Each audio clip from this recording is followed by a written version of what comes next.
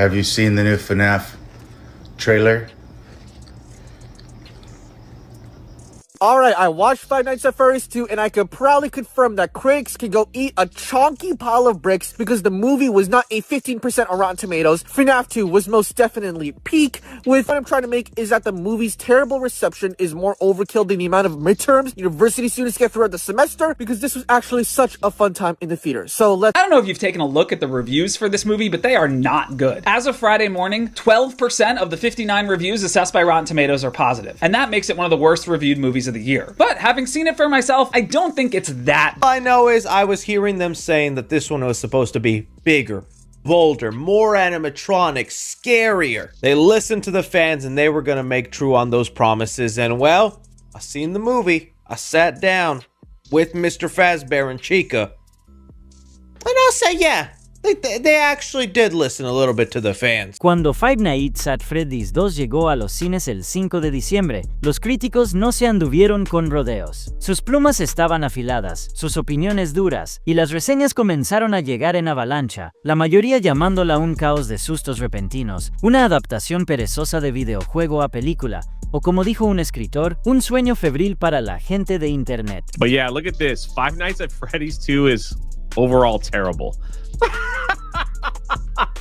I mean, it's just nonstop of like these critics saying this movie stinks. Like, it is the worst thing. Why did I waste my time? It goes on and on. And unfortunately, I simply don't think that that's the movie that they delivered. It just kind of felt like an empty film. That there just wasn't much there at all on any level. Estaba claro, los críticos no estaban impresionados, pero mientras los expertos se dedicaban a destrozar la película, estaba pasando algo más. Los cines estaban llenos. Los fans abarrotaban las salas, gritando, grabando sus reacciones y tratando esta película como un evento, no solo como otra secuela. En cuestión de días, la película estaba arrasando en la taquilla, obteniendo cifras que la mayoría de las secuelas de terror solo podían soñar. Y luego llegó el momento que cambió todo. Scott Cawthon, el creador de Five Nights at Freddy's y el genio detrás de su retorcido universo, publicó 5 palabras que incendiaron internet. No puedes reseñar una película de FNAF si nunca has jugado a uno. Esa declaración desató una guerra, y lo que comenzó como un estreno de película se transformó en un choque cultural a gran escala. Fans contra críticos, jugadores contra los reseñadores profesionales. Lo que siguió fue más que una simple reseña cinematográfica. Se convirtió en una batalla por saber quién realmente entendía la historia, el lore y la base de seguidores detrás de ella. Pero aquí va la verdadera pregunta. ¿Realmente los críticos entendían lo que estaban reseñando? ¿O se perdieron completamente del punto? Porque, al final, FNAF 2 no era solo una película. Era un mundo, uno en el que los fans habían vivido durante años. Cuando FNAF 2 se estrenó, los críticos no perdieron tiempo en compartir sus opiniones. Am I the biggest Five Nights at Freddy's fan in the world? Nope. But, did I see the first film? Yes. Did I like it? No. But, I could understand why others did. So, I just saw the second film. Did I like it? Nope.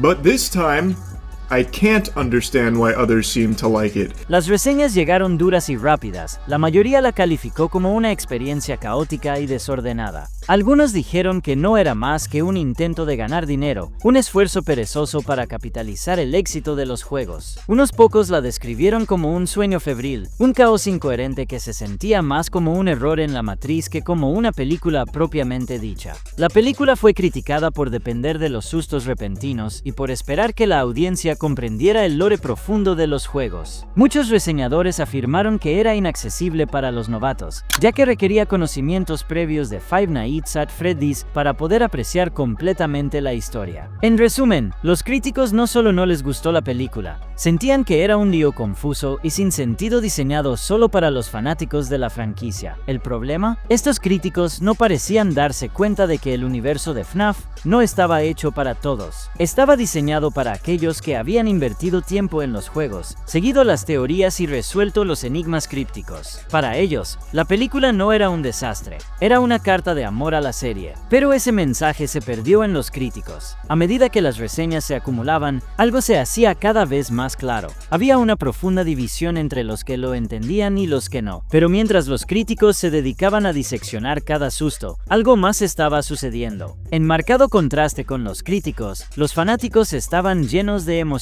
Los cines se llenaban de gritos, vítores y exclamaciones, no por miedo, sino por pura alegría. No solo estaban viendo FNAF 2, estaban viviendo un mundo que había sido parte de sus vidas durante años. Cada referencia oculta, cada efecto de glitch y cada pequeño guiño a los juegos hacía que los fanáticos sonrieran de oreja a oreja. Se deleitaban con las referencias al lore, los huevos de Pascua ocultos que solo los verdaderos seguidores reconocerían. Para ellos, la película era una celebración, una inmersión más profunda en el mundo que habían pasado incontables horas desentrañando. Mientras los críticos luchaban por entender la trama, los fanáticos la veían como un rompecabezas, uno que habían estado armando durante años. La película no era solo una colección de sustos repentinos para ellos, era una continuación de una historia más grande que habían estado siguiendo desde el primer juego. No solo estaban viendo una película, estaban conectando los puntos entre los animatrónicos, la trágica historia de fondo y los detalles crípticos dispersos por toda la película. Para los fanáticos, la complejidad no era un defecto, era una recompensa. Pero luego, algo sucedió que hizo la división aún más clara. Tan pronto como llegaron las reseñas de los críticos, los fanáticos no se quedaron sentados en silencio. Inundaron las redes sociales, acusando a los críticos de no entender nada. Hashtags como almohadilla juega el juego primero y almohadilla justicia para FNF comenzaron a hacer tendencia rápidamente, y pronto, internet se llenó de reacciones. Los fanáticos no se contuvieron, fueron implacables, señalando cada error de los críticos, desde nombres de animatrónicos confusos hasta la mala interpretación de momentos clave. El mensaje era claro: si no entiendes el lore, no puedes reseñar la película correctamente. Los fanáticos empezaron a crear sus propios ensayos en video, deconstruyendo las reseñas de los críticos y mostrando cómo muchos de ellos habían pasado por alto puntos importantes de la trama que cualquier jugador de FNAF habría reconocido al instante. Se burlaron de los críticos por no saber ni lo básico, como la importancia de la mordida del 87 o porque ciertos animatrónicos aparecían en escenas específicas. Lo que los críticos veían como confuso, los fanáticos lo veían como un tesoro de detalles ocultos. Cada referencia perdida se convirtió en combustible para el fuego, con los fanáticos defendiendo con pasión la profundidad de la película. La base de seguidores no solo defendía a una película, defendían a toda su comunidad. Pero en medio de todo el caos, había una voz que permanecía en silencio, hasta que dejó de estarlo. En medio de la creciente batalla en línea, Scott Capton permaneció en silencio.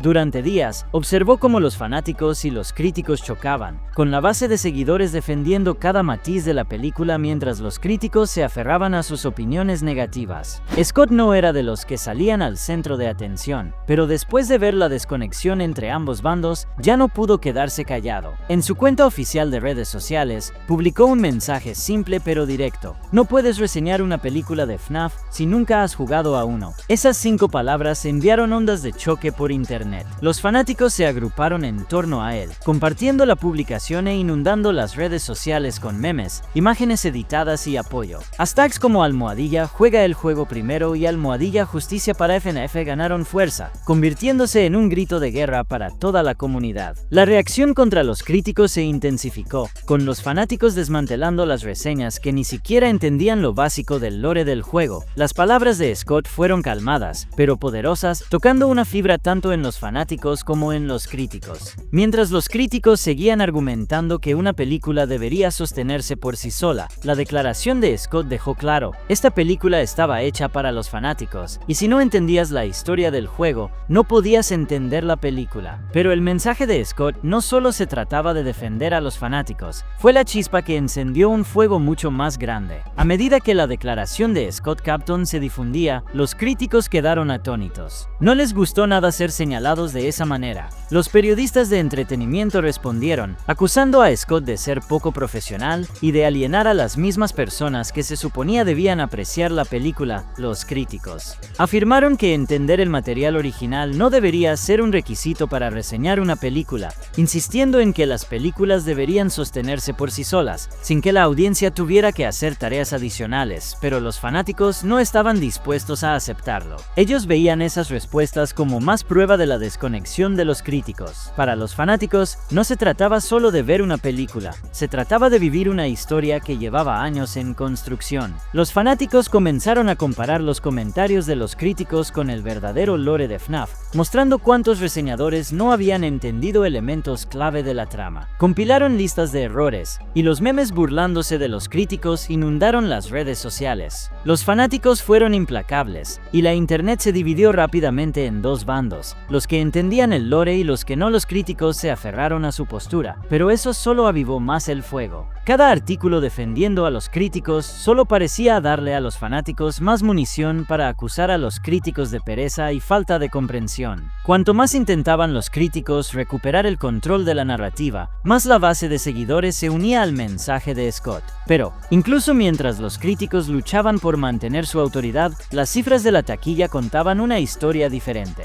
Mientras los críticos discutían en línea, FNAF 2 estaba haciendo algo mucho más ruidoso, haciendo dinero, mucho dinero. En sus primeros días, la película superó todas las expectativas, obteniendo cifras impresionantes que las secuelas de terror casi nunca logran, especialmente en diciembre. Los cines reportaron funciones agotadas, repeticiones y multitudes llenas de fanáticos disfrazados con máscaras de animatrónicos hechas en casa. Esto no era un interés casual, era lealtad. El puntaje del público subió a los 90, creando un contraste brutal con las bajas calificaciones de los críticos. Los analistas estaban confundidos. ¿Cómo podía una película etiquetada como confusa y desordenada tener tan buen desempeño? La respuesta era simple. Los fanáticos no solo estaban comprando boletos, estaban presentándose para algo que sentían que les pertenecía. Las redes sociales se inundaron con clips de multitudes vitoreando durante revelaciones clave, algo casi inaudito para las películas de terror. El merchandising se agotó. Las preventas de streaming explotaron.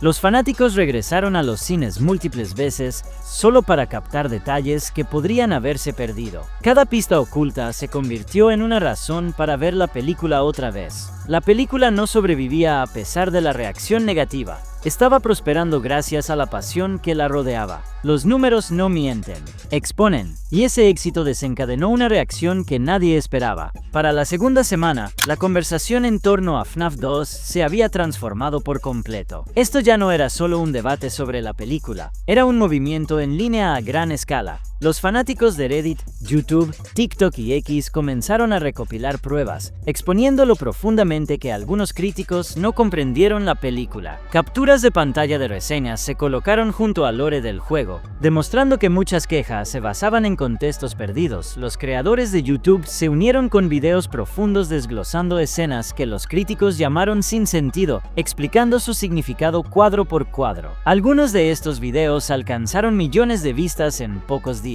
Una publicación viral comparó reseñar FNAF 2 sin haber jugado los juegos con leer el último capítulo de un libro y culpar al autor por la confusión. A la base de fanáticos le encantó, y lo compartieron por todas partes. Los cosplayers llenaron los cines. El fanart explotó de la noche a la mañana. Cuentas que llevaban mucho tiempo inactivas volvieron a la vida solo para defender la franquicia. Incluso algunos periodistas borraron o suavizaron sus críticas anteriores mientras el impulso se volvía imposible de ignorar. El puntaje del público se mantuvo alto, los cines siguieron llenos, y la comunidad solo se hizo más ruidosa. Lo que comenzó como una reacción negativa se transformó en unidad. A mediados de diciembre, FNAF 2 ya había consolidado su lugar como una de las secuelas de terror más taquilleras de todos los tiempos, siguiendo con su éxito en taquilla y superando todas las expectativas. Había desafiado todas las probabilidades, no solo superando a sus críticos, sino mostrando a Hollywood una nueva verdad. Los proyectos impulsados por los fanáticos pueden prosperar sin la aprobación de los críticos. Los números no mentían. Cada ola de reacción negativa parecía atraer a más fanáticos a los cines, y el éxito de la película seguía en aumento. Tras bambalinas,